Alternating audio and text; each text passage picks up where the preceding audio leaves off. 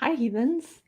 Welcome. I'm so glad everyone's here for this last minute panel. I was trying not to make it last minute, but somebody who I won't name was like a little iffy on getting back to me about like trying to do, you know what I mean? So, I'll be better next time. But I have two fantastic scholars with me today. One who I'm sure most of you know, Dr. Joshua Bowen, and the other, Dr. Stephen Young, who you might not know, but you will get to know. Hello, welcome. Thanks for being here, both of you. Thank you for having me. Thank you. All right, so as promised, we're going to talk about violence in the Bible and why Christians feel the need to erase it, which I think is like pretty obvious, but we're going to talk about it anyway. Before we do that, I'd like to have my two illustrious guests introduce themselves so they can tell you all about their accolades and accomplishments and anything else they'd like to share, their hobbies, why the hell they talk to me, who knows. All right, what's Dr. Bowen's area of expertise? Wouldn't you like to know? Just kidding. All right, Dr. Josh, why don't you go first? Yeah, so Dr. Joshua Bowen, I am an Assyriologist. Heathen Queen, do you remember where I got my PhD? I don't remember. God, I've only heard it like once or twice. Liberty University. Touche. Touche. No, I think his PhD was from Juan Hoskins. That's right. That's what it was. It's like down the road from Johns Hopkins. Yeah, it's like the Walmart version. So yeah, I got a PhD in Assyriology with a minor in Hebrew Bible, with a bunch of archaeology, and of course my background that brought me to that was I was a fundamentalist evangelical for 26 years. And I got a master's in theology from a very fundamentalist seminary in Old Testament studies. That's which one was that? What seminary? True. Capital Bible Seminary, just outside of DC. Yeah, so I did go to Liberty to get my bachelor's degree.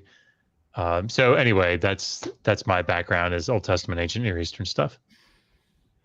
All right, Dr. Stephen Young, Lord Commander of the Universe, to you. That's how he said I need to address him, so I'm just trying to honor his wishes. Stephen is fine. Let's see. So I live in North Carolina now. I teach in the Department of Language, Literatures, and Cultures at Appalachian State University in the mountains of Western North Carolina. This matters to me because my family, they're cool. Like I like them, but the center of my life is definitely riding bicycles on the awesome roads out here in the mountains. You said hobby, so that's my hobby. Great, yeah. I teach Latin, and then I teach anything about the ancient Mediterranean that I want in the department. So we have a lot of fun classes. I went to college at the University of North Carolina, Chapel Hill, right down the road from here. And then I too went, like Josh, to a very, very, very, very, very, very, very, very conservative evangelical seminary, Westminster Theological Seminary, north of Philadelphia. And I actually have 2 master's degrees from there. One wasn't enough. I wanted to go back for more. And then after that, when I was exiting the evangelical world, I went and did a PhD in religious studies at Brown University.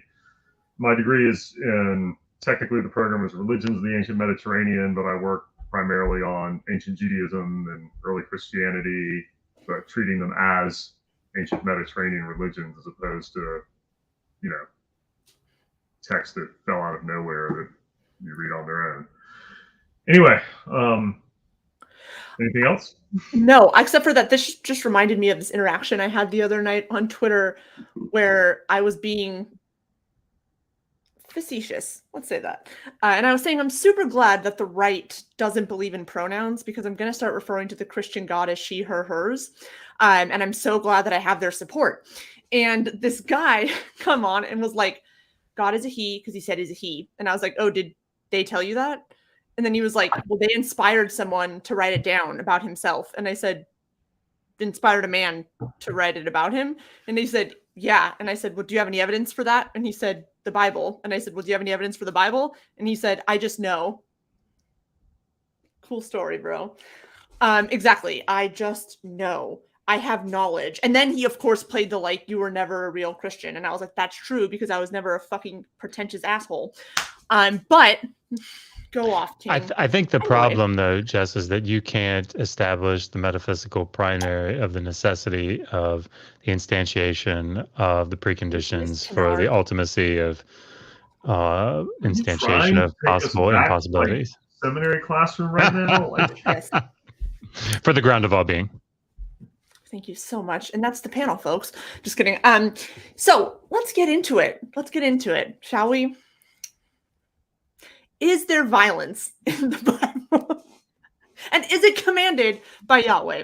I know. I'm giving you guys hard questions to start off. So, Josh, I know you've been here more, but I'm going to be rude and jump in first. Please do. I just thought I'd bring this up. Like, the other day, because we like to talk about Twitter since all of us met on Twitter, I think. The other day, there's this evangelical scholar. He's actually a very smart guy. He publishes a lot of stuff. And he posted this tweet that said something like, I can't remember exactly, but it was something like, hey, though the Bible depicts lots of scenes of violence and patriarchy and whatever negative things he put in there, we need to not be confused into thinking that the Bible actually commands and condones those things.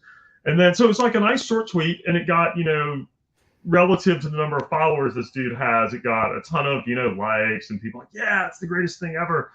And anyway, it's not that I'm so much here to attack that, although I disagree with that, but to me, that actually this sort of relates to something Jess brought up earlier, that our goal is, from my understanding, not just to talk about violence in the Bible, which Jess asked about, but also to keep related to that, this interesting phenomenon where modern readers of the Bible, especially people who are committed to it, have a deep interest that they're often not even aware of, I would say, to erase and ignore and downplay the violence in the Bible, such that someone could post something like that, and as we'll get into, the idea that the Bible depicts violence, but it doesn't command it, or the Bible depicts genocide because it's bad violence that people care about, but it doesn't command it. I mean, this is demonstrably false, but it's something that just resonates with people, because it's not like everyone who was clicking like was sitting there going, I want to lie today or something. It's just, that's the Bible they know. And it's not just that they know it is random trivia, it's actually really, really important to them. And so, as an aside, when we talk about research areas, like one of the things that I enjoy researching is,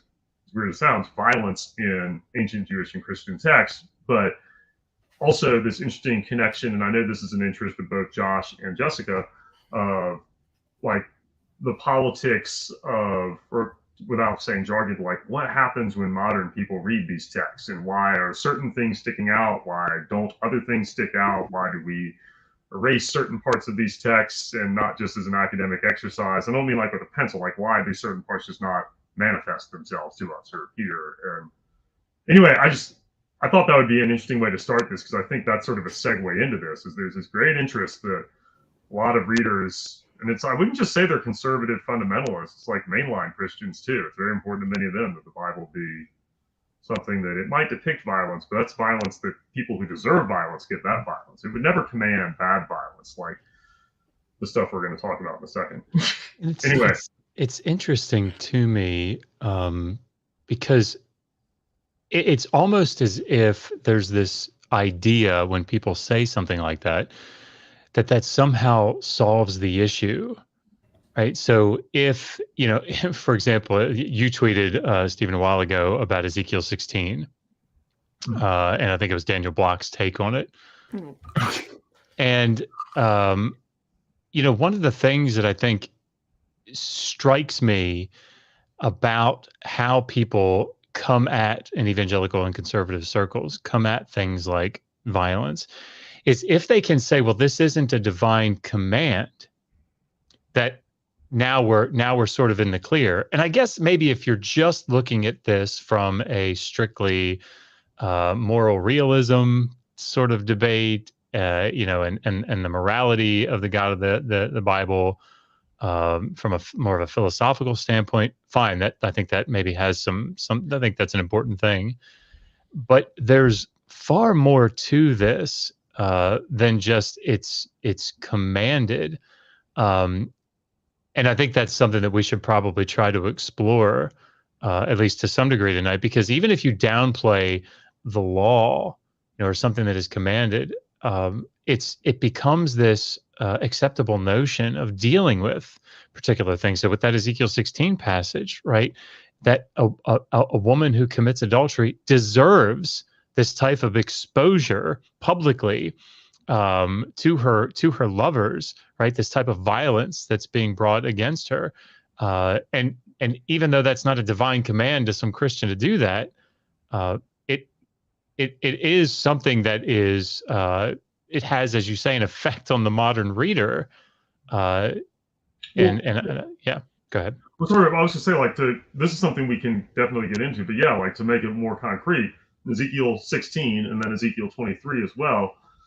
Those are passages where the high God's judgment is being imagined, right? It's a prophecy of what it's going to look like or what God's going to do when he gets really angry at his people for disobeying him. And the metaphor that's used is, okay, let's pretend that God's people are a woman and she's been unfaithful. And you know what we do to unfaithful women, according to Ezekiel 16? God's going to summon all of these violent men that she's been with, and he's going to just let them tear into her or let them, and it's, I'm sorry, I should have issued a content warning here, the content warning for this entire discussion, but I mean, it's an image of extreme sexual violence that God is using actively to punish in both Ezekiel 16 and 23. So as you're saying, it's not that the passage is a command to go out and commit sexual violence, but it's imagining the deity whom the text readers are supposed to identify with as someone who metes out punishment through, I mean, all sexual violence is terrible. I mean, this is an explicit image of content warning time.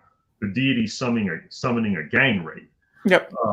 To punish. And yeah, and you mentioned it, like the context of that tweet was I was reading a very popular commentary, like an academic commentary for many pastors.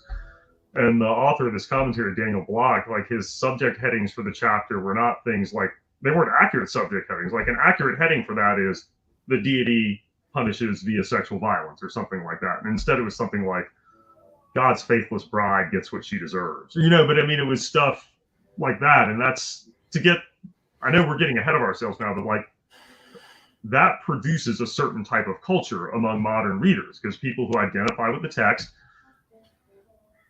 can then read passages that depict extreme violence, but their instinct is to go, that's not really there.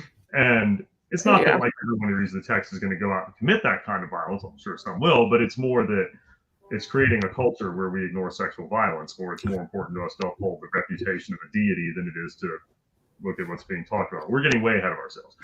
So before we jump all the way in there, sorry, this is really good and I want to keep going. We had a super chat before the show started, and so I want to get that up and talk about it quickly if we can. I don't remember exactly what it said, but let's get into it. Thank you for the super chat, vaguely agnostic. Wherefore David arose and went, he and his men, and slew of the Philistines 200 men, and David brought their foreskins. And they gave him in full tale to the king, that he might be the king's son-in-law. 1 Samuel 18. Yes. I don't know if there's a question attached to that. If there is, you can post it in the chat. I'll let y'all take it away. Any comments, thoughts? Yeah, I mean, but I think it's just another example of you can't just come to the text and say, as an apologist or as an evangelical, and say, well, wait. That's God's not commanding you today to go do that violent act. It's far more, in some ways, far more insidious, right? Because when you have a divine command, like with something like Joshua, it's very easy to then situate that and to say, well, okay, look, this is the nation of Israel. They're just coming to Exodus, wandering around 40 years. But this is for them here. So yes, it's a command, but it's just to this group of people. But when you have this sort of in the background, and at least to the mind of the modern reader, it's sort of, they try to keep it in the background of their mind. You still that have this underlying image that continues to come up. I think, again, and I'm not a psychologist or anything, but this image that comes up that, for example, what do we do when somebody acts faithlessly? Well, these are the things that you see in the text that are perfectly reasonable, perfectly justifiable. And look, women are here, right? Men are here.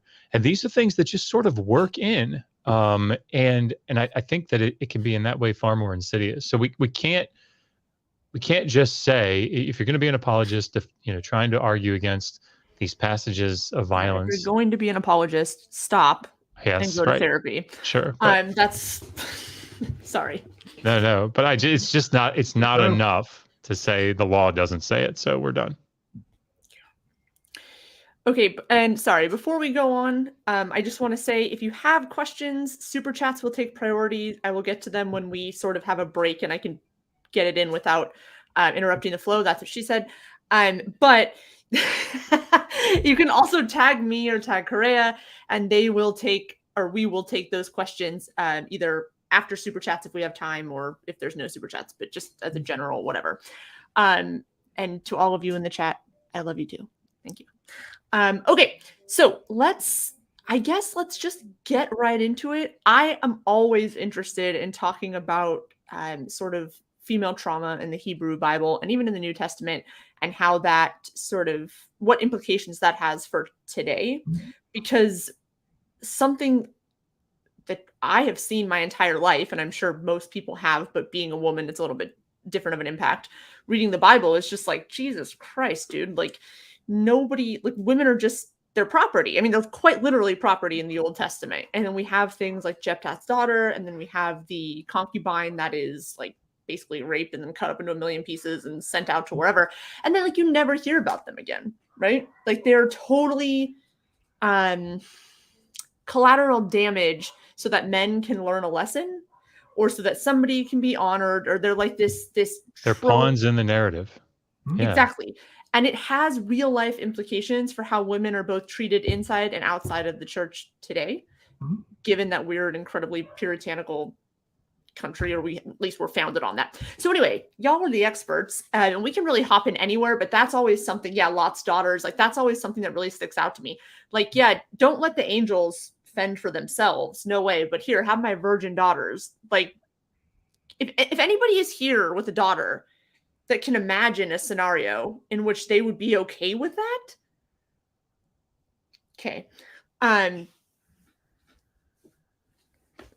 Don't ever meet me in a dark alley, you know what I mean? But so if we can hop in and talk about any of that, or quite literally anything, that's just what jumps to my mind. Or the Whore of Babylon Revelation, you know, just like whatever. So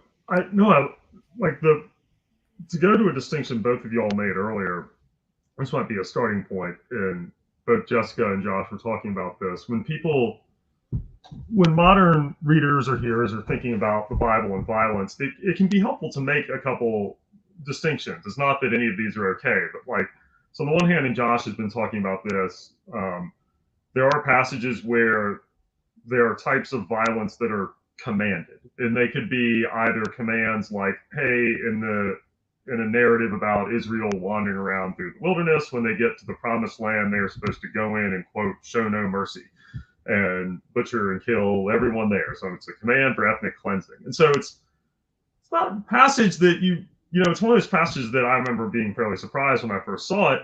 But, some people will say, oh, well, that was just a command to ancient Israel. That's not commanded to people now. So Josh brought this up. But then we have other types of commands too. So like if I teach about this I have a class on marriage and antiquity, and we have a week or so where I assign them passages from, when we're talking about biblical literature, I assign passages from throughout the Hebrew Bible, and I'll say, okay, look, here are 4 different passages about how to find a wife. If you're a dude, how can you find a wife? And so, I put a bunch of different passages in there, and the one that really gets students' attention, and I have to issue a content warning, is if anyone paying attention wants to look, is Deuteronomy chapter 21, verses 10 through 14.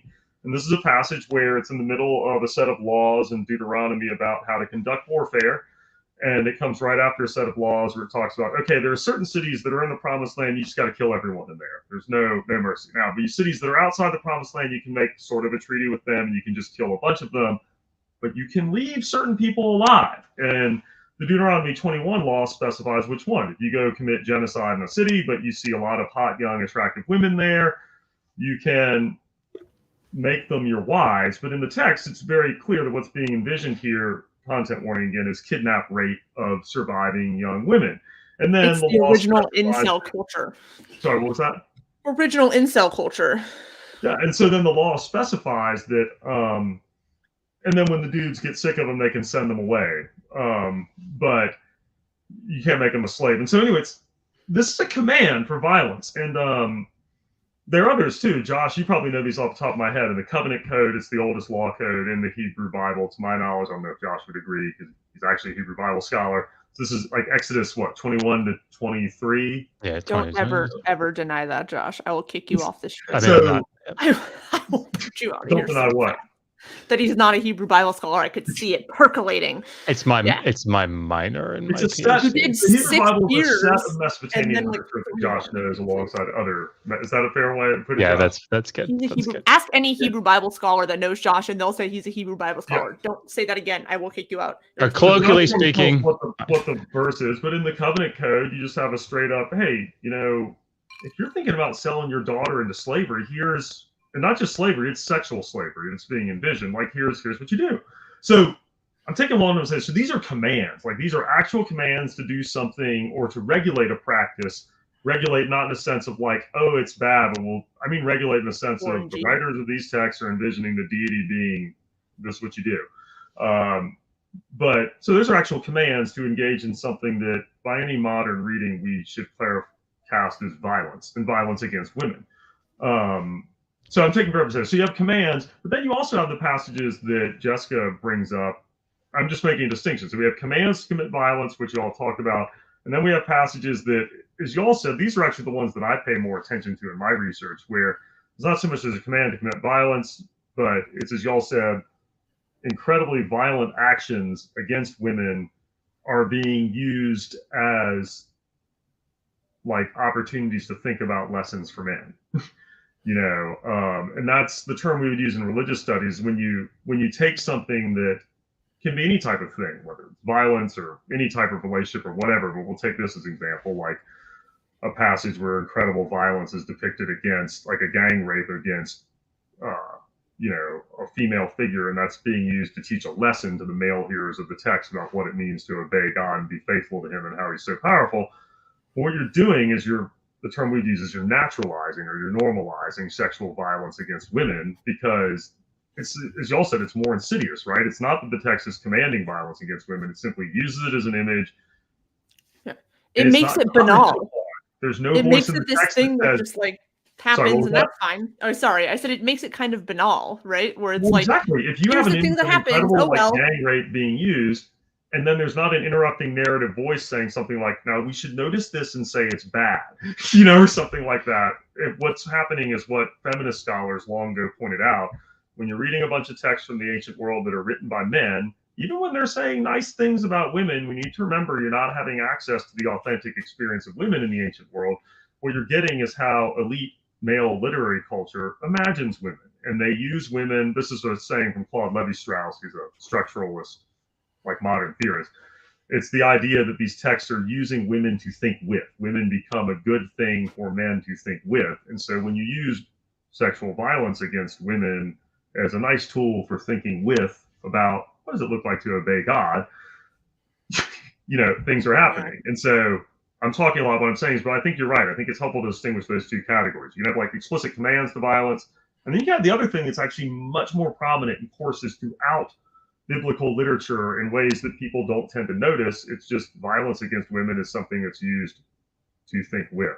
Yeah. The last thing I'll say before I want to hear from y'all again is there's a really, for anyone paying attention who wants to look into this, there's a very challenging book that Josh, I don't know if this would have been, I don't think they would have assigned this at Johns Hopkins, and they sure as hell didn't assign it at my seminary. I had to come across this on my own. But it's a really well-known book in biblical studies and in like more liberal seminary spaces by a black woman named Renita Weems. And I believe she was the first African-American black woman to receive a PhD in Hebrew Bible from a university in the US. And it was in like the 80s. So I thought that's very bad if like that's how white supremacist our academy is and was. But anyway, this is the narrator interrupting to say that this is very bad. Sorry, what was that? I said this is the narrator interrupting to say that this is very bad. Very bad. But I'm taking reference. Y'all should all look it up. Anyone paying attention. It's called Battered Love by Renita Weems. And it's the sustained argument of the book was, hey, scholars of the Hebrew Bible have ignored for generations that when a bunch of these texts, especially prophetic literature, want to imagine God's love, they use images of extreme violence, sexual violence often against women, to imagine or to think about God's faithfulness and love. And there's a lot of textures to this, but so she goes through passages like Ezekiel 16 and 23. And yeah, I was actually reading Renita Weems's book, and every now and then you see on social media, biblical scholars will be promoting it, like Dr. Jill Hicks Keaton, who just wrote a fantastic book with Kevin Concannon about the Museum of the Bible. I think for a while her Twitter bio said, hey, go read Renita Weems's Battered Love, because it's a book that opened a lot of our eyes to thinking about these texts in ways that, especially white dudes who aren't, recipients of sexual violence in the same way, just on average don't tend to notice. So yeah, that's my really long-winded way of saying I think those are two categories to keep separate, but they're both really bad. So bad. I want to hop in quickly to say two things. One is I want to acknowledge that I know that sexual violence happens against men. So I don't want any of this conversation to sort of invalidate or delegitimize or ignore that. But what I will say is that it's not nearly as prevalent, and it's not often used as a learning opportunity for women, right? Like when women see violence against men, we don't like think of this as like well, this is an interesting way that I could like learn something. We're horrified too, right? That all being said, I think the vast majority of men that think about sexual violence, obviously not those that have experienced it, but the vast majority of men that think about it, like they don't have the lived experience or reality of gang rape being a very real fear.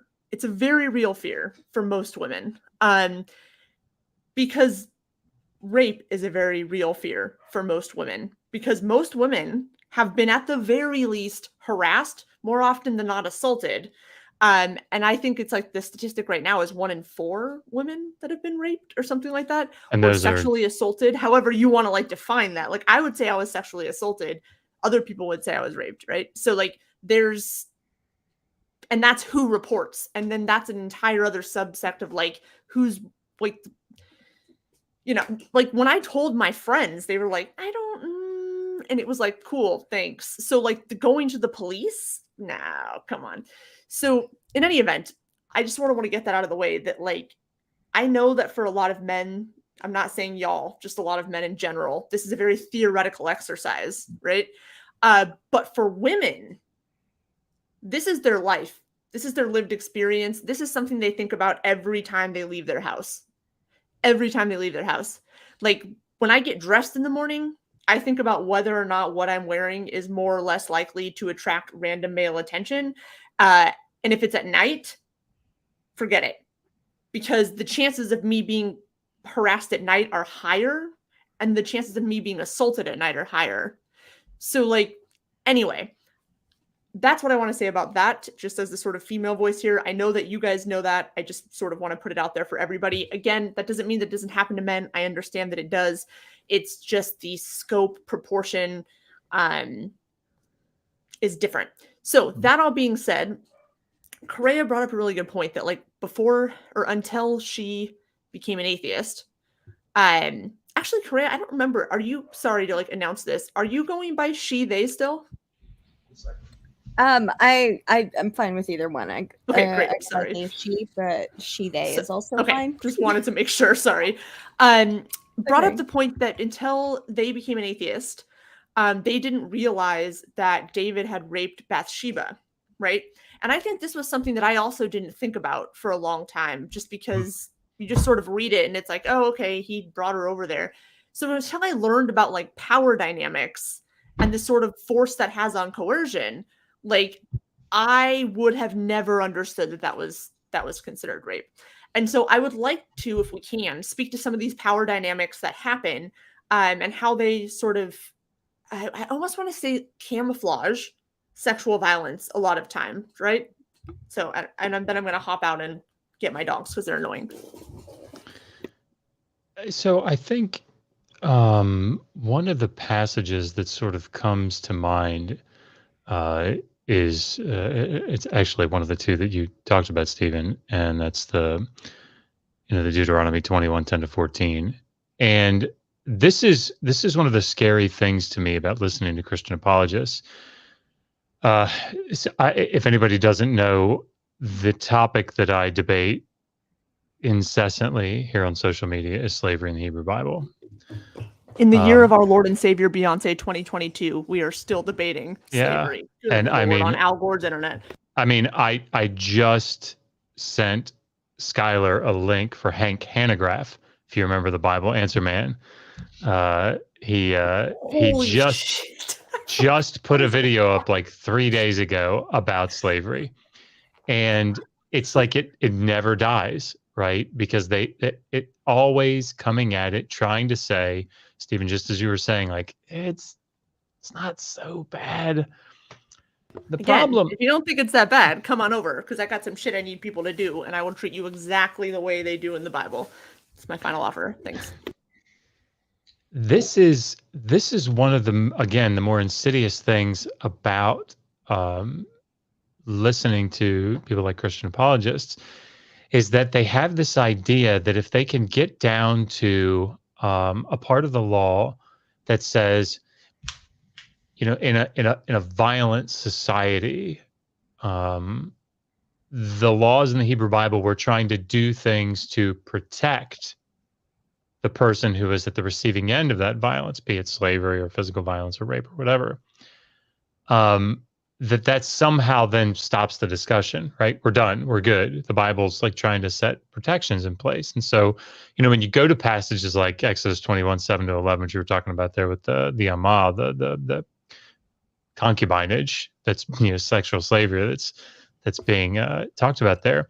The text is very clear, particularly if you look at it in the Septuagint. This is not something that like there's no such thing as the consent of the daughter. Like, this is an anachronistic idea. It's not imagined in that text. Yeah, it's not even a thing, right? It would be like the way that I say it is like when you you know, tell your 4-year-old to go brush his teeth. Consent isn't really a thing, you know, in brushing his teeth, right? You're not like, does he consent to do that? It's like, what are you talking about? It's just, you got to go brush your teeth, man. Go brush your teeth. Man. And that's what you got to do with Oliver, right? So, and he'll say, just one teeny tiny more minute to watch TV. And of course he gets it. Anyway, Because you're a big softie. I am. Yes, yeah. There's no doubt. But it's in passages like this where they'll say things like, it's clear from the text. That's very clear, not just from the wider ancient Near East, even though that's true, and from the context, but from the language of the text itself. Like she is the commodity here, right? Mm-hmm. She's the thing that's being used to take care of the debt, right? And what's said though is the things that are emphasized when an apologist talks about this is, wait a minute. Look, her status has to be elevated, right? She's not just a slave anymore, right? Her status is elevated.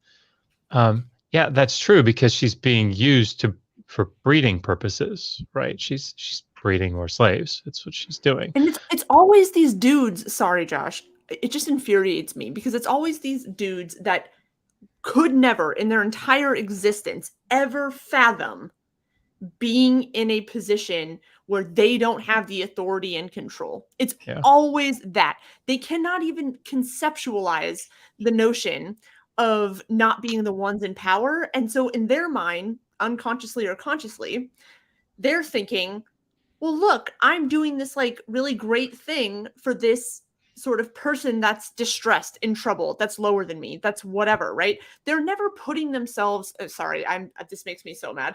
They're never putting themselves in the position of someone who is captured, who is considered less than, who is considered property, right? There is no universe in which these dudes can think of themselves as the ones being raped and then being like, hey, no problem, you have a higher status now. That makes it better, right? That violation that I do repeatedly to you, and then you have to be pregnant for 9 months over and over and over again, and like have your body completely destroyed and possibly die because there's no medical care in those days. Like, does that make you feel better that your status is elevated? Like, yeah, dog, fuck off. Sorry. So I want to be clear. I think I had a slip. So in this passage, I was thinking about 2-6. In 7-11, it is very likely that she's becoming a concubine. So the idea that she's being bred specifically to produce more slaves, I don't think is actually in the text, but she's definitely being used for her sexual service, right? For her sexual capacity. That's why she's being elevated, because she's being, the word that's used there in the Hebrew, anaz. Yeah, I mean she's being defiled, right, in their eyes, and in other words, she's being sullied, right, and now she doesn't have the same market value that she used to, and so, but again, this is all sort of language of commodity, and so I think the thing that we need to recognize here is that just because there are protections in place doesn't make the action okay, and so the other thing that we really need to make sure we focus on is just because they didn't consider it X, that we looking at it today wouldn't consider it X. And the Deuteronomy 21 passage, I think, is a perfect example of this, but Deuteronomy 22, 28 to 29 may be even better. Certainly in the captive bride passage, they would not have thought rape. Right, they wouldn't have thought that. They didn't have a concept of rape, did they? Oh, they did. Yeah, absolutely. They absolutely did, but it certainly wasn't that, right? And even though, Josh, this might actually be something that. Sure. Do you mind if I jump in quickly? Please. I just thought to help because Josh is bringing up a couple things. Do you mind if I'm recommending books to people? Because I have just a pile of books on sexual violence. Only if you send them to me. No, I'm just kidding. Go so ahead, Josh. For anyone who, I don't know if people can even see. What is going on? So I strongly recommend this book to everybody. It's by Rhiannon Graybill. She's a Hebrew Bible scholar at Vanderbilt. No, sorry, not Vanderbilt, Rhodes College. Texts After Terror, Rape, Sexual Violence in the Hebrew Bible. And by the way, so this is playing on the title of a very famous book in Hebrew Bible studies, which I know Josh would be familiar with, Texts of Terror by Phyllis Tribble. Now we're getting confusing. That was a book that came out in the 80s. Is that right? And it was a book where it was by a Hebrew Bible scholar who was looking at exactly the passages that Jessica brought up earlier. Like all these passages where really terrible violent stuff happens to women. And so Phyllis Tribble decided to explore them and say, these have been texts of terror for women. We really need to dig into these. And she gives some really influential, powerful, sophisticated analyses of those texts. So Rhiannon Graybill came along decades later and just wrote this book, Texts After Terror, which is ripping on that title. And one of the things that Dr. Graybill does brilliantly in this book, and it's an incredible book, is she has an entire chapter and then there's a thread running through the book that interrogates exactly what Josh brought up, this question of, okay, consent as a topic. And what Graybill does, and many other scholars have done this, but she just brings this together brilliantly. She says, look, some people have claimed that rape isn't a category for these writings because women are considered to be disposable, like under the authority of their father or their husband. These texts don't imagine consent, so consent is not a category, therefore rape can't be a category. So none of these passages are depicting rape. It's a weird apologetic move that happens sometimes. But it's sometimes by people who aren't engaging in apologetics. Anyway, Graybill just has this brilliant discussion that first of all, does a really interesting critical analysis of how we think of consent in our world today, because one of her points is, and other feminist scholars have made this point, that there are limits to thinking of sexual assault only in terms of consent, because what about all sorts of situations where, like the options that are available to women and what they are pressured into and what they feel yucky and uncomfortable saying no to just results in them tolerating something happens? Is that consent, even though it's still not? It's still a kind of violence that's being. Anyway, what I'm getting at, so Graybill brings up a lot of these really sophisticated, important discussions about consent. But then she also goes on and raises what Josh has brought up here, which is, look, we need to be able to distinguish between the categories we use for thinking about sexual violence and those in the Hebrew Bible. And as Josh said, just because a passage is envisioning a woman as something that is under the authority of men and therefore not able to consent, and even if it doesn't use Hebrew words that we tend to associate with sexual assault, that doesn't mean it's not narrating a rape. But there's a lot more sophistication in this book. I recommend that very strongly. After this is over, I'm going to ask you for a list of the books you recommend so I can make a post about them, because people are asking in the chat, and I want to make sure that's available to everyone. I'll be happy to do that. Yeah. And we can link others. So Yeah, I was going to say, but Josh, last thing is that Deuteronomy 21 passage about captive brides. I'll just keep name dropping. Sorry, Monica Ray, who's this brilliant doctoral student at, I believe, Boston University. I think I sent you this article, Josh, a while back. It's an article where she just digs into that passage in Deuteronomy, and she gives a really important comparative reading of that passage alongside kidnap rape stories in other cultural settings. But then she goes into what you're talking about, like all the sort of objections that readers have raised, saying like, well, the passage gives protections to the woman because it says that if the man, they calls her a wife, so it's got to raise her status, and it says that if they're not pleased with her, they can't make her a slave. They've got to send her away. And Monica goes through and just gives this really brilliant critical reading, and just even down to the point of like, okay, if her entire village was genocided and she's being sent away with nothing, this is functionally saying you can just let her die because there's literally nowhere for her to go. Or, hey, look, here's a bunch of places where wife is just language that's being clearly used for a sex slave, but it's, anyway. And I think I know I'm talking, but one thing I wanted to quickly do, because I know we're ranging all over the place. One thing I want to say is we focused a lot on passages about violence against women in the Hebrew Bible. And I know that Jessica and Josh in no way intend this, nor do I, but one of the impressions that can be given there is something that's almost kind of anti-Semitic or Judeo-phobic. And what do you think I'm about to say? Only in the Old Testament. There's none in the New Testament. Yeah, and obviously no one here is thinking that, but just so we don't leave it at that, I think it's important for readers to know that these commands for violence against women, and especially this way that violence against women is imagined as like something the deity does or something that's useful to think with, and therefore it's naturalizing. This is not unique to the Hebrew Bible. New Testament and early Christian literature has this in spades as well. And while we're at it, we can put this in the chat. I was a contributor to a new volume that just came out, edited by Eric Van den Eyck and Sex, Violence, and Early Christian Texts. We'll put this in Jessica's thread later, but I strongly recommend it. All the essays here Why didn't you send me that one? Yeah, these are probing topics that we're discussing now, but they're actually written to be accessible to non-specialists. So Christy and Eric did a fantastic job putting it together. But let's get specific. The passage I wrote about in there, we can have a Bible study. If readers would like to turn to Revelation chapter 2. Welcome to Bible study, bitch. Just kidding. What was that, Jessica? I'm sorry, I said welcome to Bible study, bitch. Bible study. We're going to have a 3-point sermon here. Josh but no, so it's Revelation chapter 2, verses 18 through 29. There are many examples that can be given, but this is a passage where Jesus, he's being called the Son of God in this text, is quote, sent a letter to one of 7 different assemblies, or the letters to the 7 churches that are Revelation chapters 2 through 3. One of them is Revelation chapter 2, verses 18 through 29. In the middle of this passage, Jesus is speaking. He's referred to as the Son of God in this text, and he says, hey, y'all did a great job. You started out really, really well, but here's what I got against you. You tolerate that woman Jezebel. And there you go. You tolerate that woman Jezebel, and what she's done is she's encouraging people to eat food that's offered to idols and to engage in sexual immorality. This is bad. And then Jesus' voice, and we have a strong content warning coming here. Jesus' voice says, here's what I'm going to do to her. I'm going to throw her on a bed, and I'm going to give the dudes that committed adultery with her, they can have a chance to repent. But I'm going to throw her on a bed, and I'm going to strike her children dead.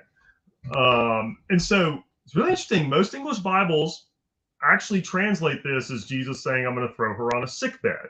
It's not what the word kline in Greek means. It can mean a sick bed when the context suggests sickness, but it just means a bed. And so the argument I made in this chapter, and it develops arguments that really brilliant feminist scholars have been making about this passage for a while, is that this is an image of sexual assault. And ancient readers would have heard it as such. A woman who is loaded down with Hebrew lore's association, like Jezebel, this figure from the Hebrew Bible, who's this like apex of wickedness in some of those texts. The writer of Revelation uses that name to label a female teacher he disagrees with as a Jezebel, and then he specifies that she is leading people into sexual sin, and then Jesus' voice explicitly says, I'm going to punish people as they deserve, and then what happens is a scene of him saying he's going to throw her onto a bed, which in context people would read as a scene of sexual assault as punishment, which is not uncommon in ancient literature, the idea that sexual violation and assault. And violence is a way that you humiliate defeated enemies. And so anyway, this is like a violent sexual, like a scene of sexual violence, and a climactic writing of Christian canon there. And I mean, that's the point is we don't want to make it sound like this is unique to the writings of the Hebrew Bible, but along the lines, and we'll get to this in a minute, I guess, y'all want to add in some other passages, but what became of interest to me in reading these is why do readers ignore this? Or why not ignore is even the wrong word for it. Like, why doesn't this even register? Anyway, sorry, I've talked a lot. What other passages do y'all want to talk about? I'm just here to show off my new hair and to rage, So y'all are the experts here. I would say you've spent quite a bit of time studying this stuff, Jessica. It's like a little bit, just a little bit. Well, Josh. Yeah. The easiest thing to segue between when you're talking about like images of violence against. Yeah. Well, so I do. Sorry, Josh. I was like, I'm not going to say anything. Just kidding. I am. I do think that's a really important thing to note. What Stephen just said. I think Christians and even ex-Christians, if we're being honest, have this tendency to separate the God of the Old Testament and Jesus in the New Testament, and they like reconcile it in this way that if you ask them to define it, and I did it too, they really can't. They'll say something about like the Trinity or like the fulfillment of the like blah, blah, blah, blah. But like the reality of the situation is when you're saying that the God of the Old Testament is this violent genocidal maniac, effectively, what you're saying is, and then you're saying that Jesus of the New Testament is this peaceful, loving, definitely not Alpha Chad. And what you're saying is that like the Jewish God effectively is those things. And it makes it a lot easier to then say like, oh, if you worship that God, because somehow they're sort of writing off the notion that that's also the God they worship, the 3-in-1. And we're not even getting into 3-in-1, but like they're writing off all of the bad stuff or the stuff they view as bad. And they're sort of assigning it to the Jews. And then they're taking all of the good stuff, right? And saying like, I don't know exactly how this makes sense, but like, whatever. We get this God that's full of love and compassion and yada, yada, yada, yada. And so I do think it's important to recognize that, like you said, violence occurs in both places. And I think oftentimes in the book of Revelation, which was like my God. So sorry, not just violence, violence is promoted by the text.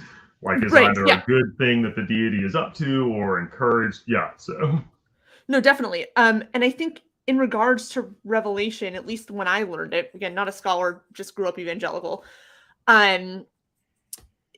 because it's seen as metaphorical in many ways, they have stripped it of the problem of it being violence against a woman, even if it's a metaphor, as the sort of just like a learning point. Like, it's fine.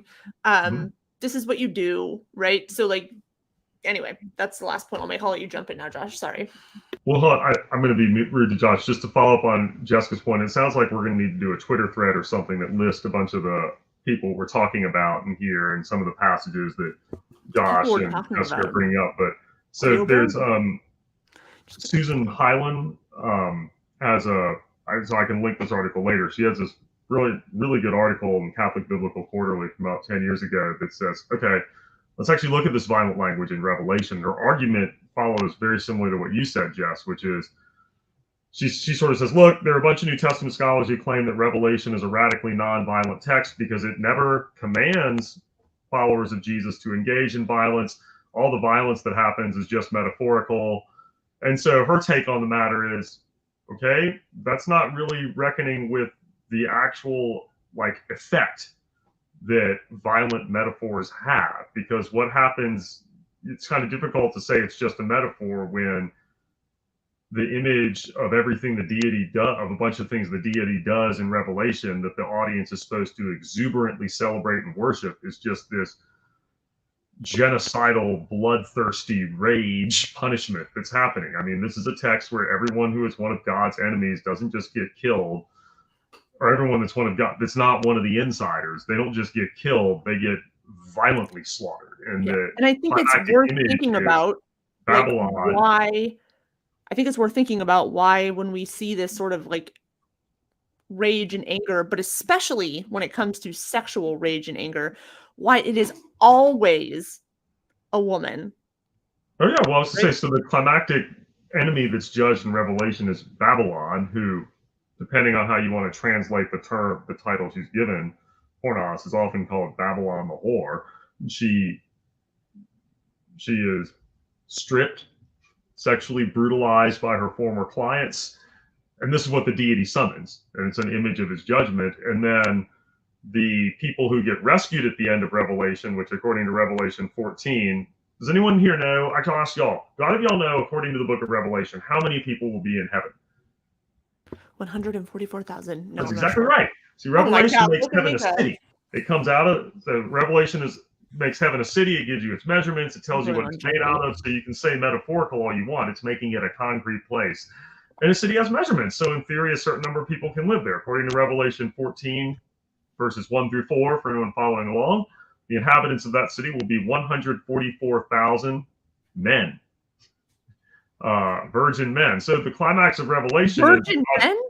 yeah, go read it. It's gonna be a real angry I place. tell my We're students, being I'm like, honest. who wants this party? Nobody. It's like, Yeah. I don't want to go there. If that's what heaven is like, send me to hell. but that's the image of Revelation. But if you think about it, what's going on here is God's ultimate rescue. His climactic enemy is a woman who is judged, and her body will be burning forever, so the people in heaven will smell her burning corpse for all eternity. That's eternity. That's Revelation 19. And the people in heaven are 144,000 pure dudes. And so, sounds like a blast. as an aside, this is the way Revelation is reversing an ancient, like, mythological scheme where in the golden race, it was only men. Like, women didn't come on the scene until Pandora or the silver race where there were mothers. So getting back to golden race conditions for certain ancient authors, it involves very much got to get rid of women. We return to a masculine time. But so Revelation is participating in all this. Well, again, I'll just say there's no command in the text for people to go slaughter women. But I would say that everything about the vision of all the awesome things people are supposed to be excited that the deity is going to be doing involves incredible violence against women and literally the removal of women. So anyway, we're talking. Josh, I think it's your turn. Tap in, Josh. Yeah, sorry, we're outside of my area. Let's go back to your area. Yeah, let's go back to your area. Sorry, you might have to transition me there. I don't really know how to get there I from was here. just being a creep. Yeah, sorry. There's no transition. I was just being weird. I mean, I do think it might be useful to just emphasize the connection of apocalyptic literature here, right? To just sort of make sure that everybody realizes that, that old saying, like, violence never solves anything, is really the antithesis of apocalyptic literature, because the idea is, in fact, that violence will ultimately solve everything, right? Well, it's quite literally like almost the end goal. Yeah. Like, not quite, but like the penultimate step. Yeah. And the danger, I think, and actually in my ASOR paper, I talk about this a little bit. Yeah, sick flex for an ASOR paper. That's a sick flex, man. Anyway, yeah, I wouldn't. Anyway, one of the things that I talk about, I've now forgotten. What was I saying? You're talking about apocalyptic literature being something that reverses the old adage of. That's right. Yeah. So, someone online, it stuck out to me. I was watching a stream, and someone said, it's not new, obviously, but it was something that was very pronounced. And it was a fundamentalist evangelical was talking to an atheist and saying, "Just wait until Jesus comes back. My foot's going to be on your throat." And much like mine is at the moment. One of the dangers that I find particularly in this realm and in this context, is that people are it's very easy for them to say, wait. We're not, vengeance is mine, saith the Lord. But the reality of the effect of this type of apocalyptic thinking is that you identify with the deity, right? And so if you identify with the deity and you identify with his goals, even if you're not one of the types of people that wants to, how did John Collins put it, help the deity along in his process, right? So you start seeing things like blow up in the world to bring about these end times. Your hatred for the other develops in your heart very, very quickly. And as we see here, particularly in the United States, at least in my experience, Christians it manifests hate itself. other people? Isn't it crazy? No. Say it ain't so. So I think this is a really important point to make sure that we all recognize, we all being like everybody that's here and listening, is that violence, it isn't just about what's commanded directly to you. So you can't just say, well, that's the Old Testament law, so that doesn't apply to me. Or even sorry, you also can't say that morality is objective. If you're going to say Old Testament law, Old Testament people, Old Testament God, whatever, like that's all one way. But like now, today, it's a different way. Then we can't claim objective morality. And I know that's more of a philosophical thing, but like, I just want to point that out because I'm real tired of that argument. Sorry, Josh, continue. No, please. I think it's and I think that's a really important thing to emphasize, is that it doesn't just matter that it's a specific command or that it's something that's given directly to you. It's that there's this broad background. And the example that I give as the last thing I'll say to sort of paint the picture is I talk about it in the rape or violence chapter. I can't remember which one of Volume 2. Book? Yeah, in my book. We should add to the thread. But I talk about, if you grew up like I did, where interrupting somebody was just a horrible, horrible thing. Oh, thank you. You're welcome. I'm Vanna White. But interrupting somebody, they're sitting around the dining room table and you're talking and somebody interrupts you, that was always like super rude in my household, and that stuck with me, right? But if at your dinner table, every time somebody interrupted somebody else, the person that got interrupted would reach up and punch the other person in the nose. Like, we hear that and we go, whoa, a little extreme, don't you think? But if that became the norm, if every time at every meal, somebody that interrupted the other person just got up without saying much more and punched him in the nose, the people in your family begin to expect that if X happens, Y happens, right? If somebody interrupts somebody, the appropriate thing to do is to be punched in the nose. This is the danger that I see with texts, particularly when people read them through a particular interpretive lens. It becomes in the background. There's no command at the dinner table, hey, if somebody interrupts you, make sure you punch them. It's just what happens. And so I think that when you see this in the text, that women are treated like this, that oppressed people, even though that they're, even though the orphan and the widow are cared for over and over and again in the text, what actually plays out for women in general is again, far, far different. That this becomes just what people expect. It becomes the norm. And that becomes, as Stephen said, normative behavior. Sorry to jump in here. So it's been about an hour. If y'all have time to go for a little bit longer, we can do that. If we need to wrap it up, I'll take the super chat and the question and we'll call it. I've got a bit of time. Can I actually just develop something or amplify something Josh said here? Josh, are you good? All right, cool. Yes, please go ahead. Well, no, and Jessica, feel free to jump in because I know we've talked about this before, but like, to pick up on what Josh said and to sort of get to something we had teased people with, like our interest not just in what's going on in the text, but the effect that this violent language has, and in particular this idea that it gets sort of not noticed by modern readers or downplayed. It's like one way we can think about this, or the way I've argued about this, is that let's drop another name. Kate Manne is Kate and then Manne, M-A-N-N-E. She's a philosopher at, I forget, either Cornell or Dartmouth. And she has a really fascinating area of philosophy that she studied. She decided to do her research in philosophy on the philosophy of misogyny.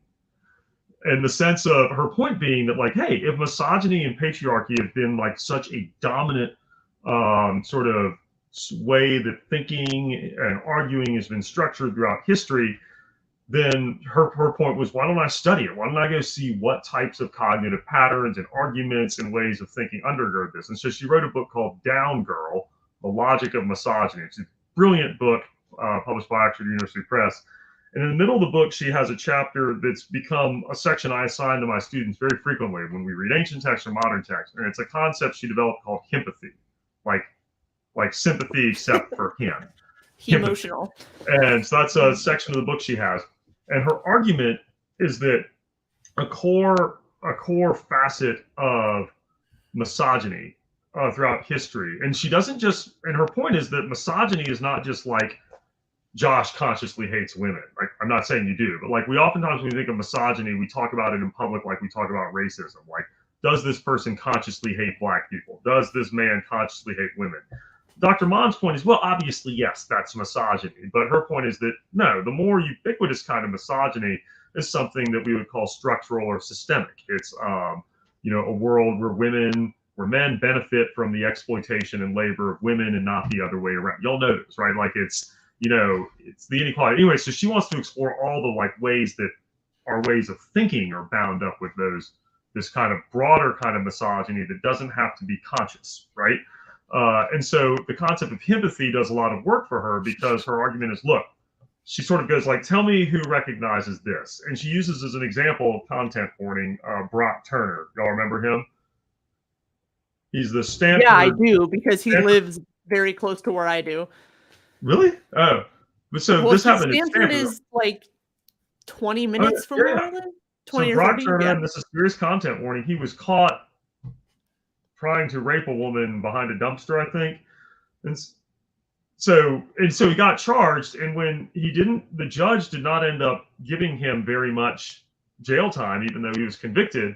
And it became a really infamous thing because Brock's father wrote a letter to the judge that got, or maybe he made it public, I don't know, but Brock's daddy wrote a letter saying, look, Brock has so many great prospects in life, and we really don't want his life to be ruined over his, 3 minutes of action, I think is what the dad said. So, I mean, this is like incredibly horrible stuff. But what Kate Manne points out is that as much as people wanted to get shocked by that, Brock Turner's dad's way of thinking and the judge going along with it is actually a norm for us. If you think about public coverage of any type of sexual assault that happens, it is incredibly common that you start hearing tons of voices that say, this guy's such a nice guy. I can't imagine he would ever do this, right? Like, or they go to his friends and they line up a bunch of women saying, he's always been so nice to me. Like, I can't imagine he would do this.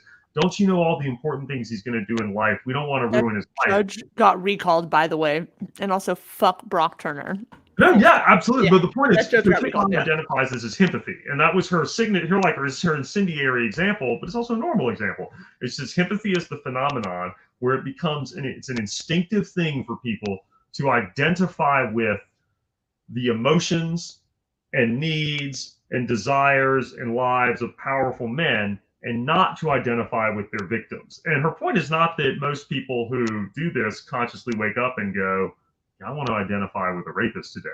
Her point is that it's just built into us by the misogynistic, exploitative for women world that we live in, that we more naturally instinctively identify with powerful men, not with others. Look at Brett Kavanaugh, who burst out crying over beer in his Supreme Court hearings after being confronted with women that were like, yeah, that guy fucking raped me. Absolutely. And actually, Kate Manne first popularized this concept publicly as she wrote a New York Times piece about Kavanaugh in empathy and the responses to it. And so this is a wrenching thing to discuss, right? Because whenever my students read about empathy, and I promise we're going to bring this back to the Bible, whenever my students read about empathy, the women in the class especially are like, they're viscerally engaged in the discussion, right? Because it's it's an experience they have at every level, like, you know, on a lower stakes thing, but it's still an example of empathy, right? Like in grad school, if I'm sitting around a seminar, and Josh, you probably experienced this. If I was in a seminar and it was like 5 guys in the seminar and 2 women, a woman could make a point and people would just ignore it. And then another one of the dudes in the room could make the same point, and everyone's like, wow, that's just such an interesting thought. What reading did you do for that, right? And it's just, you know, people just identified with and instinctively gravitated towards the voice of the man.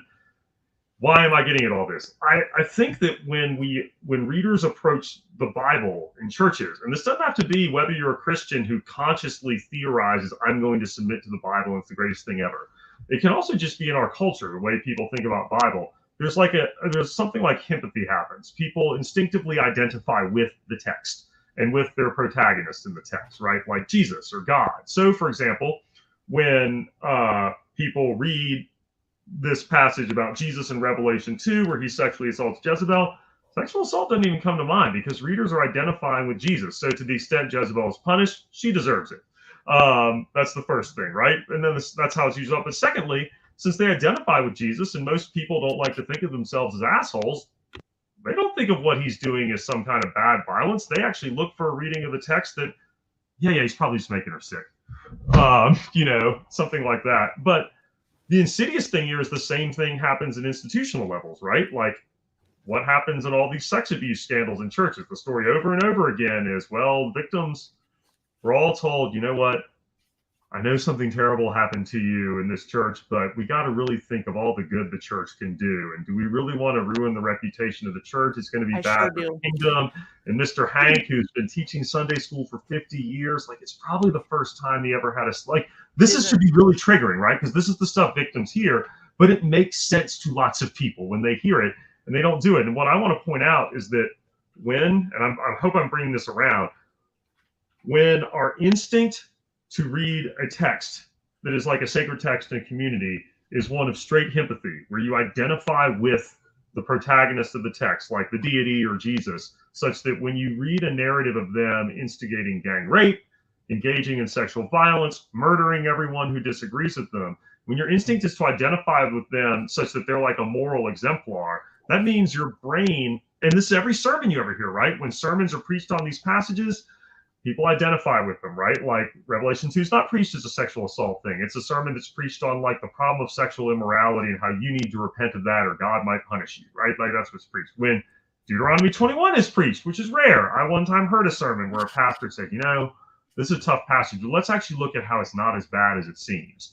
And he goes through and talks about all the ways the woman was supposedly protected. I was like, let's say you even granted all of that. What's happening when people read a text that way and when it's preached this way and when apologists talk about it this way is that you are actively reproducing a culture where everyone who is involved in consuming this stuff, who's listening to these sermons, who's going to these churches, who's going to these Bible studies and engaging the Bible this way, you're actively creating a culture where their instinct is to look at violence and to look at sexual violence and go, let's downplay that.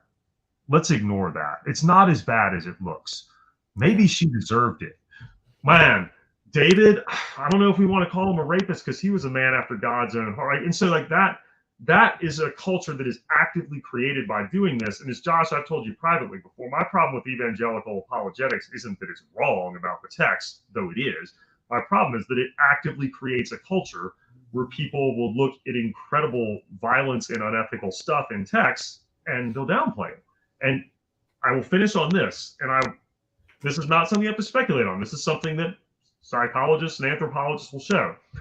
When you have a church or a setting or a community of any type, it doesn't have to be a church, where it is a normalized, naturalized behavior to, on a weekend basis, encounter images of violence against women and children or sexual abuse and downplay it, excuse it, pretend it's not really there, do anything you can to ignore it, treat it like it's a not polite topic of conversation, whatever. Where that's the norm, well, guess what happens when you have leaders in that church who abuse somebody? The entire culture is set so that everyone downplays it, ignores it, identifies with the leaders, thinks about all the good they're going to do. And I know I'm preaching here, but like this to me is why that erasure matters. But it's also why it happens, because I don't think most people wake up, I don't think most conservative evangelicals wake up in the morning and go, you know what? I want to excuse some sexual assault today. That's not what's going on. But my morning affirmation.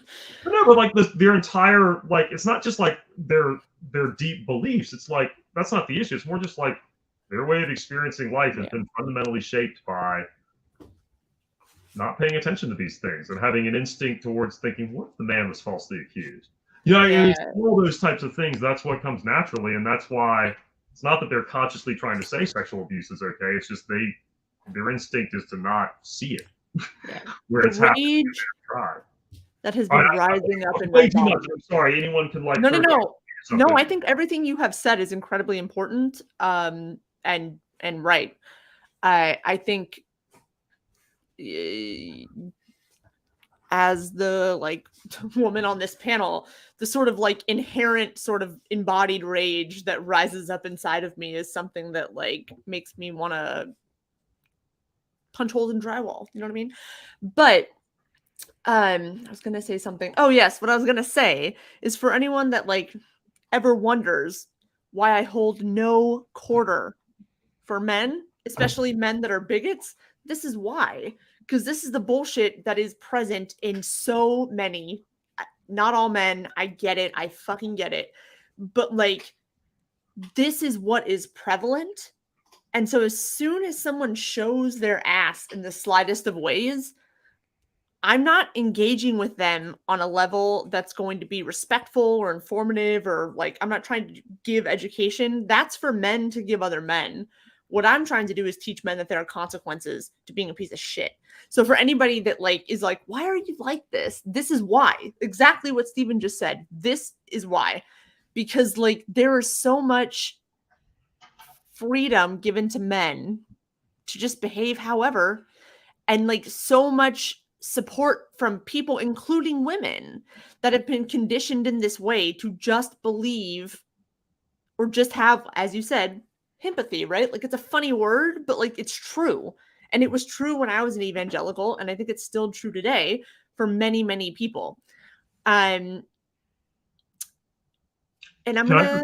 I don't want to interrupt, but I was just going to amplify something you said. Like, you know, that you brought in, you felt the instinct there to say not all men. As you and I have talked about, like, if we think now, like, as everyone knows, the not all men is a saying that oftentimes is a response to when someone like Jessica is pointing out the violence that men are engaging towards women. No, but like, I'm a good guy. And you'll hear like, what? Well, people are like, but it's not all men. Like the point that you've made before, and this is what empathy is, like when you think in terms of empathy, it should cause everyone to step back and go, all right, when you're confronted with a story from a woman or women about the kind of abuse and exploitation and assault and harassment they face, why is it that your instinct is first to go, not all men? Right? Yeah. Like that itself illustrates that you're still identifying primarily with, you're so committed, without even consciously necessarily being so committed, to identifying with the feelings or potentially a man is unjustly accused, then when you're faced with the actual stories of violence that is happening to women, you still want to like jump on the hypothetical not all men versus going, let's sit here and dwell for a minute and actually listen to these stories. On like why all women can say this. All women.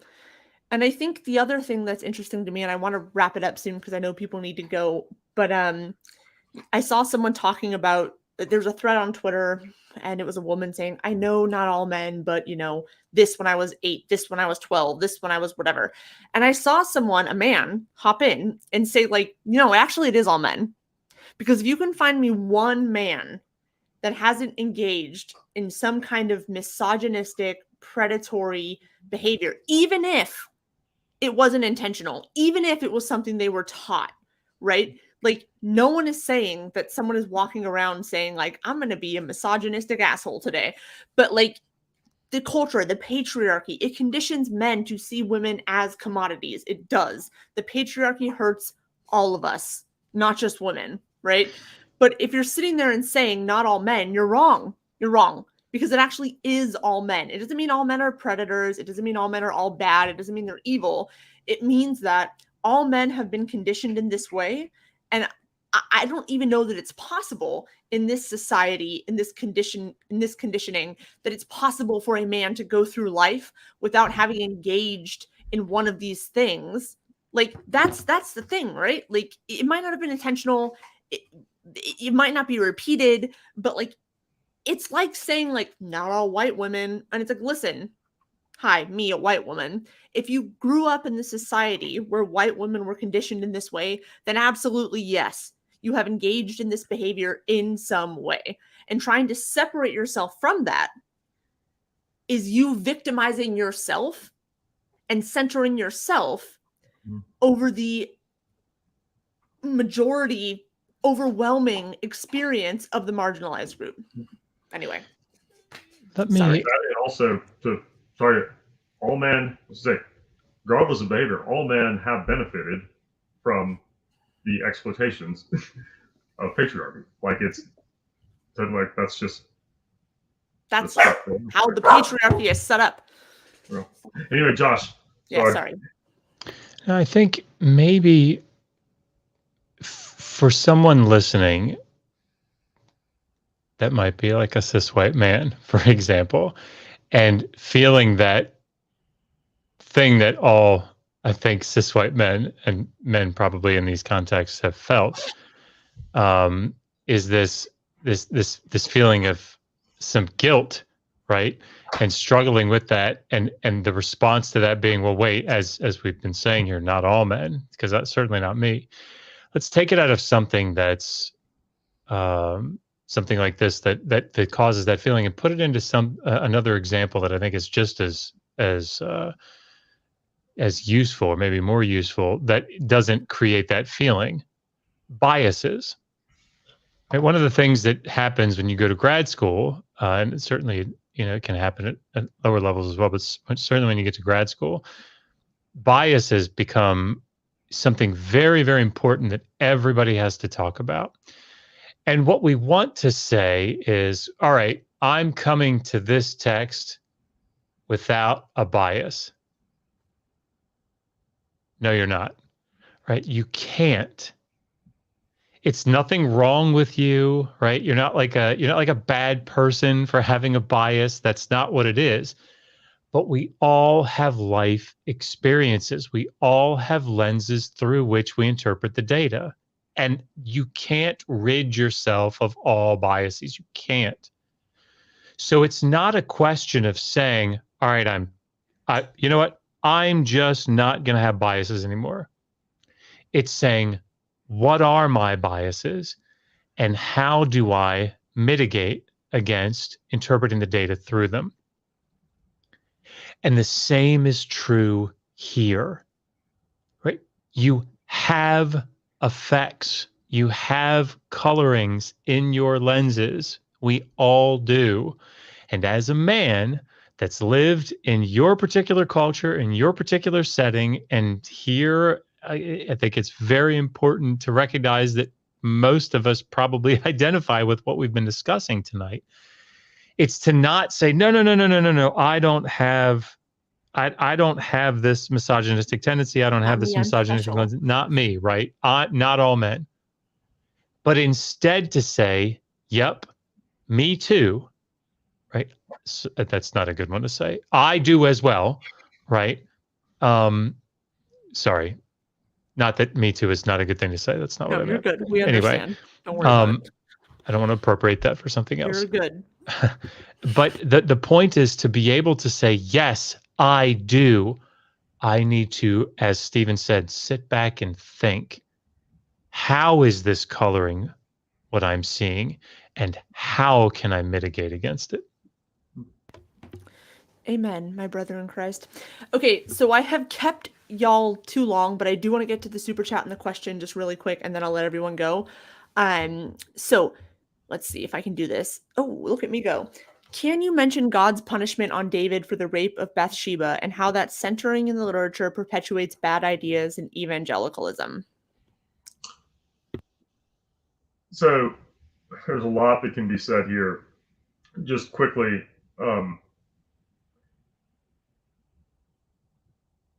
I remember reading, I don't remember where I read this, but it was sometime in the last couple of years. It was one of the many times there was a, public,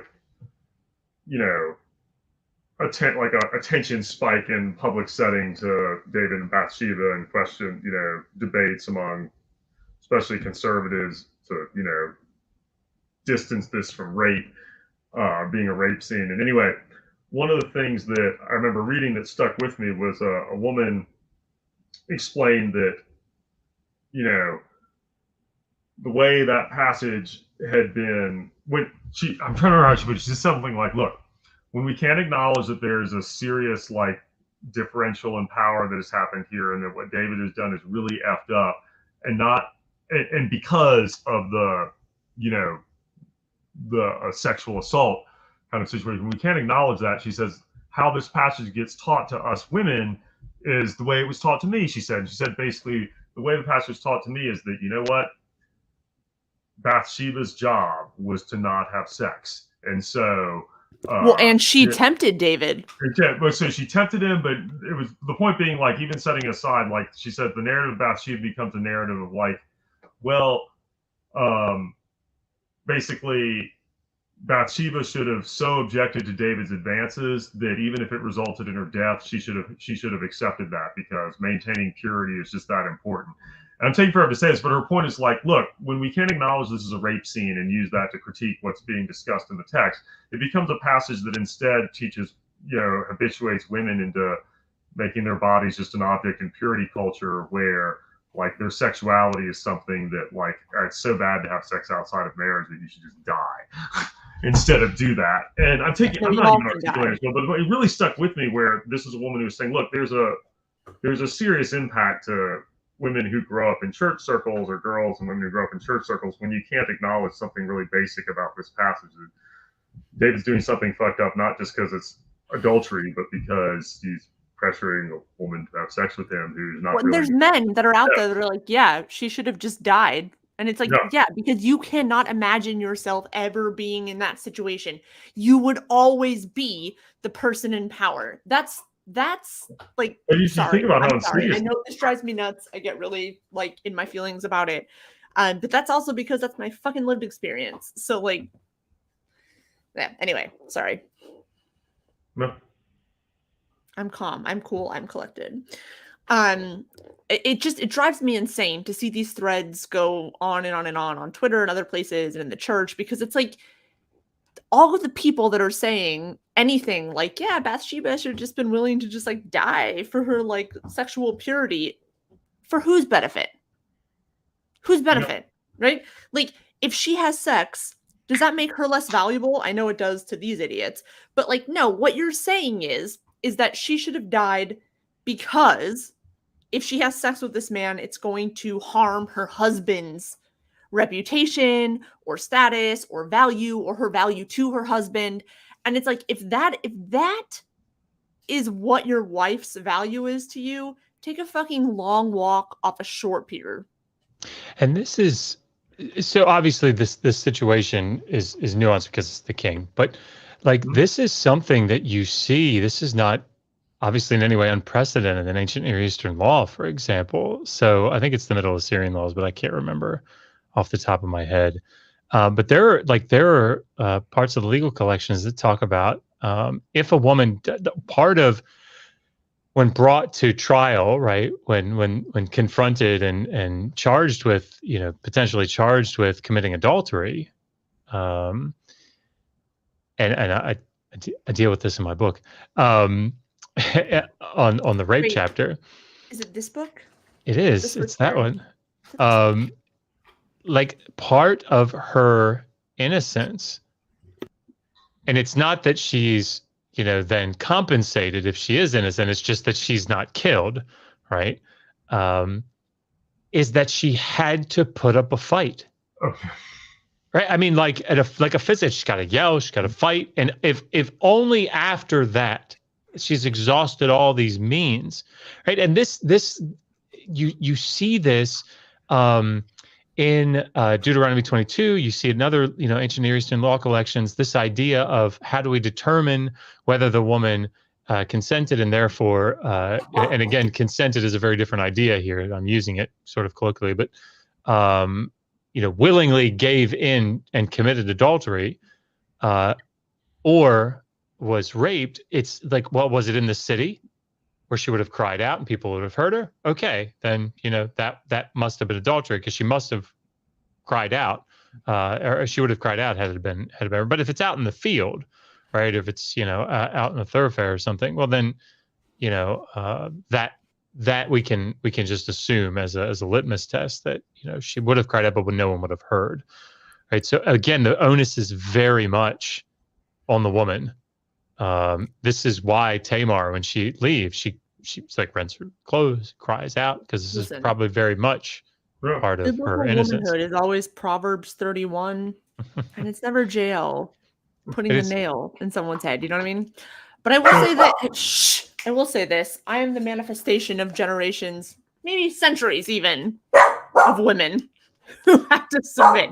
Shut up, buckets. I do love that the center of the chiastic construction in Proverbs 31 is that the husband sits at the gate, right? So it does focus back on the husband. So I think that's, so, I was going to say, like, even with how you're describing those passages, though, to go back to something we talked about earlier, but even thinking about this concept of empathy or misogyny or patriarchy, like, think about what kind of imagination or imaginative world the text is inhabiting. If when the text is imagining, okay, let's try to imagine what we need to know to see if a woman was raped or just committed adultery. Okay, did she cry out and fight? Okay, was it in a city? Okay, well, if she didn't, if it happened and we didn't hear it, obviously she didn't fight because she's in a city and we would have heard it. But if it's in a field, maybe we didn't hear it. That's it. To state the obvious, this is an incredibly high status male way of imagining the world, right? Because if you have an imaginary that's instead structured around, like, I don't know, the voice of women, you might have some other exceptions, like, well, maybe she didn't fight because she was afraid of getting murdered. Or, maybe she didn't fight because it was, no, I say this, because it was her brother and she didn't really know what to do. Or maybe like me, not ruining his reputation. Like, she was all of this, right? The point is, like, the text itself is literally only imagining the perspective of empowered man, not surprisingly, because those are the people who wrote these texts or commissioned their slaves to write them for them. Yeah.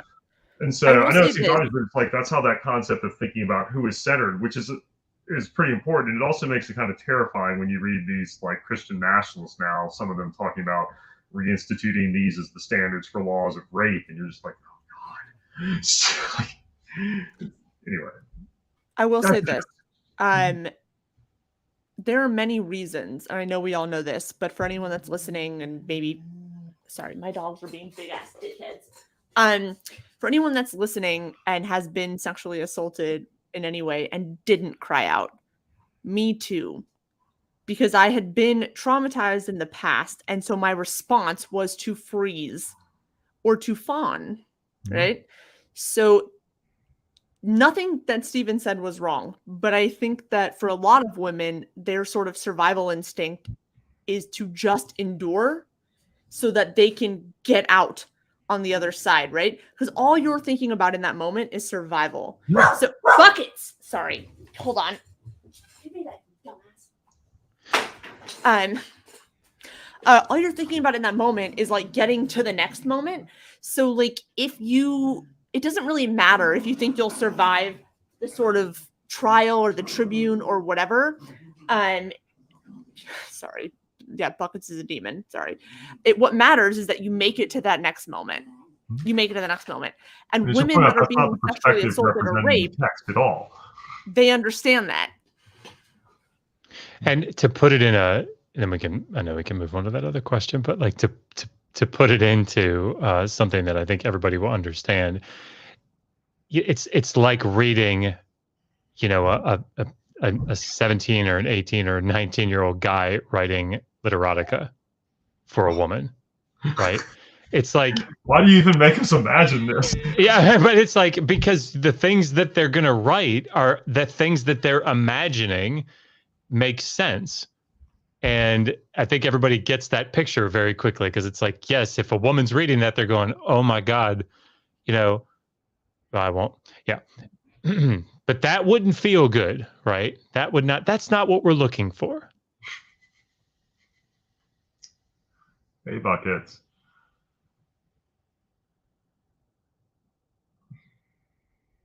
I think you're muted, Justin.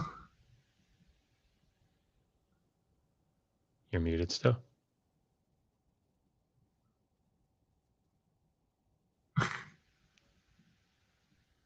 There, that should work. Sorry. This is Buckets. He's a demon. Hey, Buckets. Super bad. Hate him. Anyway, sorry, please continue. I actually need to go in a second. So you want me to talk more about male writing erotica? Is that what you're... No, sorry. If we can just, 2 minutes, I'll let everybody off. The other question we had, I can't pronounce it. Can we talk more relation to 22 bed? What's the implication of whatever that means? Is there a 60-second elevator pitch there? Yeah, so the word for kline, which is the Greek word there, means bed. But as with all language, words, the context of a word shapes its meaning, right? I always give this example to my students, right? And this is not a great example for bed, but I'll tell them, look, the word suit. The word suit means something different if you're standing in a courthouse and you say it versus you're standing in a laundromat, right? Like context shapes, what resonances come out. Kline, it's not a great example because kline tends to mean bed, wherever it is, but in the context of, in passages where a hospital setting is discussed, or settings where people are sick, kline sometimes very specifically doesn't mean a bed, but it's that's the place where the person goes to be sick. But if sickness is not in view in the context, the more, I don't know the way you put it, common meaning of kline is simply bed, like a place where people sleep or have sex or stuff like that. And so that's the issue. Is in Revelation 2:22, a variety of English Bibles translated as sick bed, even though there's literally nothing in this passage that has anything to do with sickness. And in fact, another great feminist scholar, or just great historian feminist, Sarah Emanuel, she's a New Testament scholar at Loyola University in Los Angeles, I think. She wrote about this extensively, and we can link later on even a short write-up she did publicly. And this is the point she makes. There's nothing in the passage about sickness in there, so the only way you get that word to mean sick bed is if you decide that it simply can't mean bed. And the reason that interpreters don't want it to mean just bed, like where people sleep or have sex, is because in that case, the image of Jesus throwing the woman he's going to punish, who is a sexual deviant according to the passage, and throwing her on a bed as a punishment where he will punish her according to her works, that's very clearly a sexual assault. The idea is that it's a scene of sexual violence as punishment. So you got to change the meaning to sick bed, even though there's nothing in the context that suggests sickness in any way, shape, or form. So I don't know if that answers the question. Kline can mean sick bed when the context suggests it. When the context doesn't suggest that, it tends to just mean bed. Thank you. All right, so I've kept y'all way over time. I am so sorry. 30 seconds each. Let the people know where they can find you, how they can support you, what they can do, et cetera, et cetera. Josh, I'm going to let you hit it off because you're right next to me, and then Stephen, and then I'll let everybody go. Sure. So over on Digital Hammurabi, Hammurabi. I'm DJ Hammurabi1 on Twitter. But yeah, all of our stuff is there. If you go to Amazon and type in Joshua Bowen, all the stuff will come up. So Joshua specifically Bowen, not Josh. All right. Overlord Stephen, please. No, Stephen Young. You can find me at Twitter. Sly Professor is my handle, and that's about it. I don't have a cool website like either of y'all. Stop. Thank you all very much, and Jess, thank you for putting this together. I'd love to come on again. I won't make it so difficult to schedule. No, I would love to do another discussion, potentially one maybe where we have a little more freedom with time. But this has been excellent. Thank you both so much for giving your time to me and all of these people here. I know they're very grateful. Thank you. And yeah, I will fight you if you make it that hard again, but that's neither here nor there. And on that note, y'all know where to find me. Like, subscribe, I don't know, send me cookies, make baby Jesus cry, do all the things. I'm going to go attend to my dogs because they're incredibly annoying. Thank you for watching. Thank you for being here. And as always, I could not do any of this without y'all. So, love y'all. Night.